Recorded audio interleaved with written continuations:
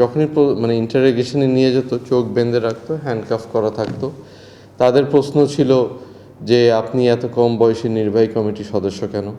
আপনি এত কম বয়সে এত দায়িত্ব পাচ্ছেন কেন? আপনি এবং আপনারা আপনাদের বয়সে যারা রাজনীতি করতে নেমেছে, শিক্ষিত একটা সমাজ যারা বাংলাদেশ জাতীয়তাবাদী দলে যোগ দিয়ে বাংলাদেশ জাতীয়তাবাদী দলে বড় হয়ে বাংলাদেশ জাতীয়তাবাদী দলের আদর্শ ফলো করে যারা এত তৎপর ছিল, তখন এত মানে অ্যাক্টিভ ছিল, এরা কেন এত অ্যাক্টিভ এটা জানতে চাচ্ছিল। তাদের কি টাস্ক এটা জানতে চাচ্ছিল। ইডেন বে কক্সবাজার সমুদ্র সৈকতের উপর নিজেদের একটি ঠিকানা। মাত্র ৫ লাখ টাকায় আপনিও হয়ে যেতে পারেন এই হোটেলের মালিক। চেয়ারপারসনের উদ্দেশ্য কি? চেয়ারপারসন কাদের সাথে মিশতে চায়, কাদের সাথে তাদেরকে প্যাট্রোনাইজ কারা করে, অ্যাক্টিং চেয়ারের কাদের সাথে উঠা বসা মিলাঝুলা প্যাট্রোনাইজার কারা। তো আমার কথা হলো, ভাই আমি এগুলো জানি না।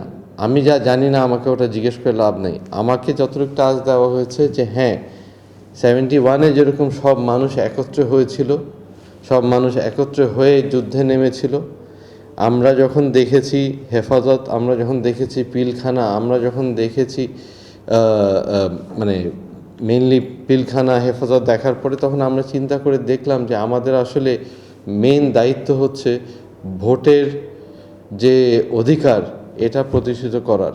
আর আমাদের অ্যাক্টিং চেয়ারম্যান তারেক রহমান সাহেব, উনি পিছে থেকে বসে আমাদেরকে যে গাইডেন্স দিয়েছে, যেইভাবে আমাদেরকে একসাথে জড়িত হয়ে মাঠে ময়দানে নিচে গ্রাসরুট লেভেলে কাজ করে উঠে আসতে বলা হয়েছে যে ভোটের অধিকারটাকে আমাদেরকে দাঁড় করাতে হবে জনগণের জন্য, এই দেশের জন্য, দেশের স্বাধীনতার জন্য।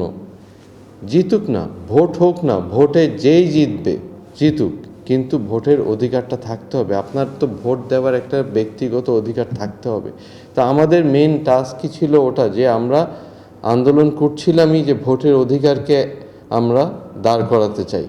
তো এই অ্যাক্টিভ যে আমরা ছিলাম, এটা হয়তো তখন ফেসিস সরকার, এই আওয়ামী সরকারের পছন্দ হয় নাই। তাই আমাদের একটা জেনারেশন, একটা ব্যাচ, একটা ইয়াং রাজনীতিবিদদেরকে তখন গুম খুন করা শুরু হয়েছিল।